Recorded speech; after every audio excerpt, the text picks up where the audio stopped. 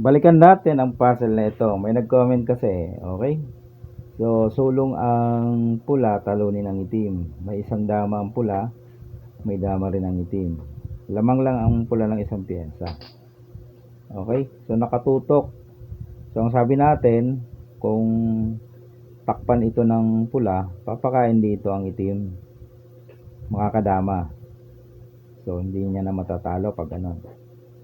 Balik tayo, no? Kung dito naman siya, kakain naman ng ano, makakain yung dama tapos may bitin pa. So, hindi niya 'yon matatalo. Kung dito naman siya magtakip, kakain pag atras niya tatlo. Okay? So, balik tayo. Yan. So, kaya nga ang solusyon na ibinigay natin dito,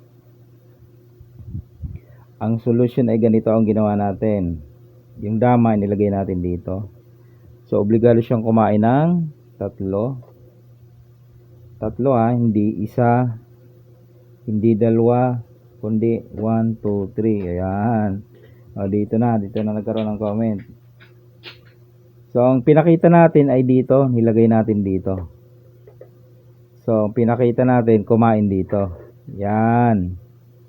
So, pag dito kumain,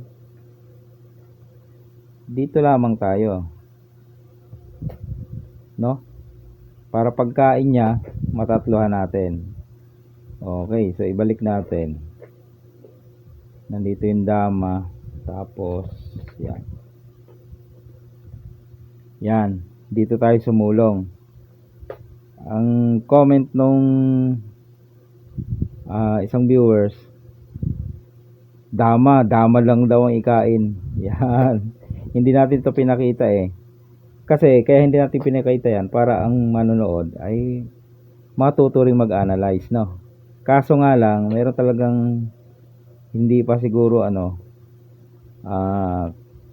kumbaga hindi pa siya kanyang pag-analyze.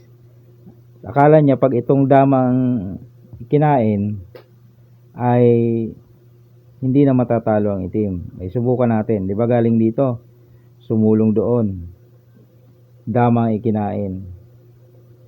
Kasi pagka marunong ka na talaga, kitang-kita mo 'yun Same result lang 'yan kasi doon pa rin naman pupunta. Ayun kasi kakain pa 'yun Yan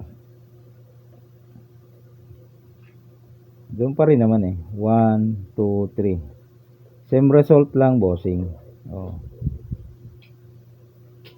Kala ko makikita mo na 'yan di pag sumulong nga dito, kukunin mo ang sentro para hindi na siya makadaan. Kaya naman, itong unahin niya, dito ka naman. Pag ilag niya, dito ka lang.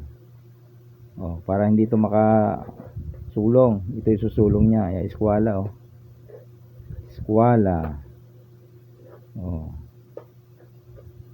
Dito siya, dito ka, dito siya. Yun lang, bossing. Same result lang, bossing, no? Pag mga ganun, bossing, simpleng analyze na lang yung kumbaga self, mo na lang yun, analyzation. Madaling bilangin naman kita rin naman.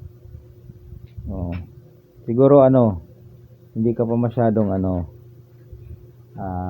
bihasa kaya hindi mo nakita ang mga simple lang yun okay lang yan, more practice at rin matututo rin.